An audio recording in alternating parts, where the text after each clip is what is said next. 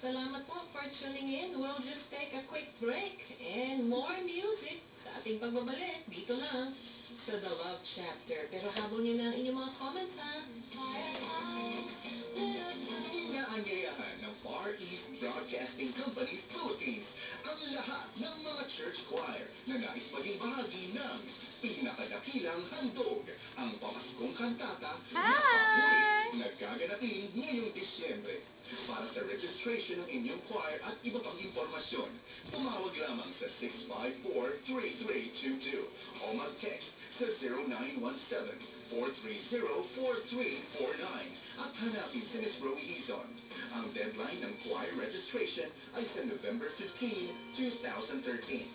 Ang mga araw ng rehearsals ay tuwing Sabado, 1:30 ng hapon sa Day by Day Christian Ministry at tuwing Linggo, 7 ng gabi sa Kamuning First United Methodist Church. Magkaugnay sa salita ng Diyos. Magkaugnay sa bawat isa. Magkaugnay tayo sa bawat isa. Nagmamahal sama-sama. Ang Far East Broadcasting Company Philippines. Sa kanyang ika-65 taon, ibinabahagi si Kristo sa buong mundo. Sa iyong pamamilya, sa bagong teknolohiya, at sa mga mabuting paraan.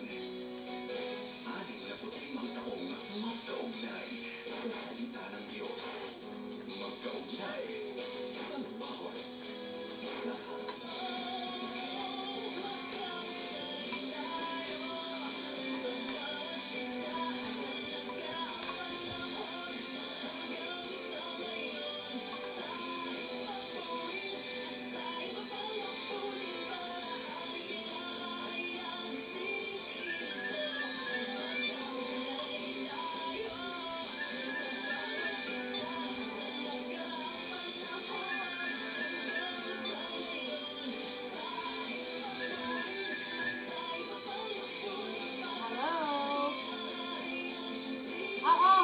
Ano oras pwede? Saan? Pag na. Di mga ano oras? Mga 5 din yan. Mga 5 nandito ka na.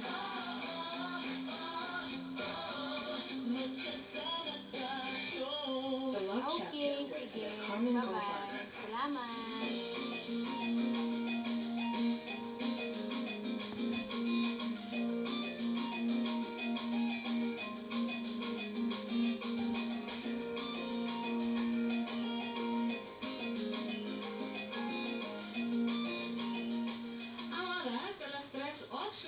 ng hapon dito sa The Love Chapter. Ayan. Yes, Kayo po ay kapiling ko.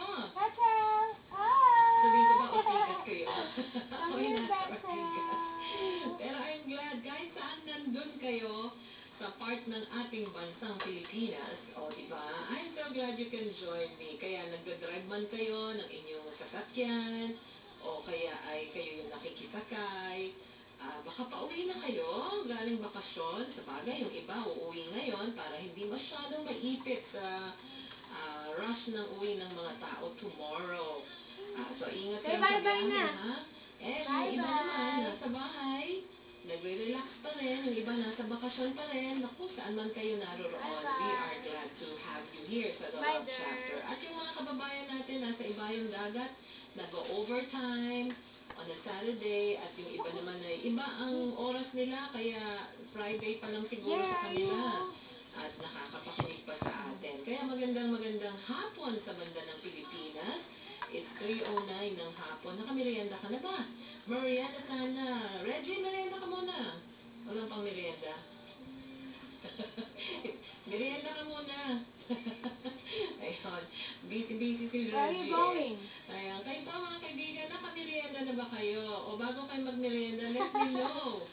What do you want people to remember you for? Ayan. Ano yung mga gusto mong maalala ng kapwa mo sa'yo?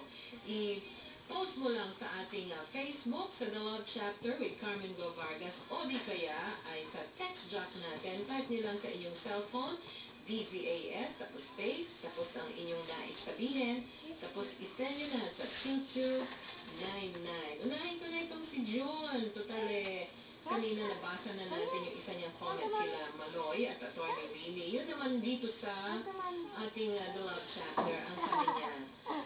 Gusto ko, Ate Cam, ma-remember nila ako sa magagandang nagawa ko sa kanila, sa family ko.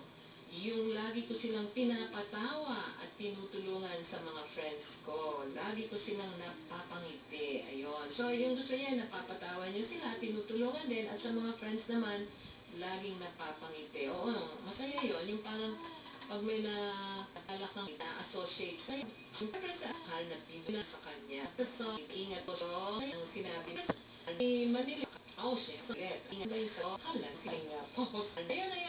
Ang una, my time comes. But cold, I want people